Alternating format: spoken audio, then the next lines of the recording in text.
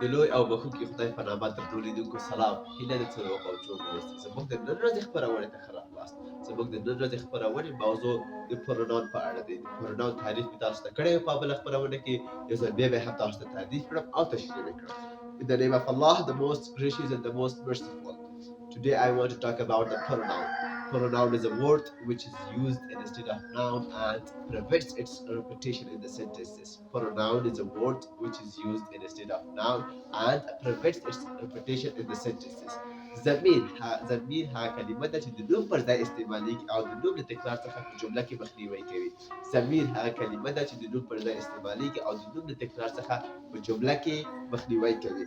Example, د مثال په توګه Ahmad is a clever boy and he does his homework every day. Ahmad is a clever boy and he does his homework every day. احمد یو هوښیار هلک دی او هغه هر ورځ د خپل خانګي ترسره کوي. دلته چې شی سو احمد ضمیر هی ده، موږ د احمد په ځای هی استعمال کوو. Pronoun is divided into 9 parts.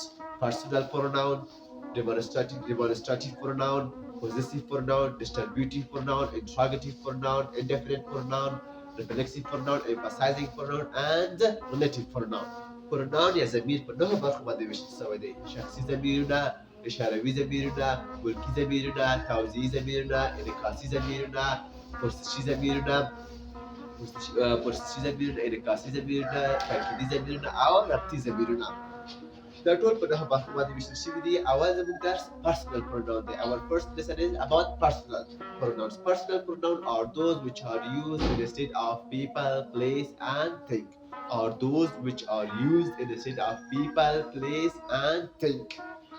شخصي ضمیرونه هغه ضمیرونه دي چې د شخص، شی، مکان پر ځای استعمال شي. We have 14 personal pronouns. موږ 14 ځلې شخصي پروناونونه ضمیرونه لرو. I, you, we, they, he, she, it.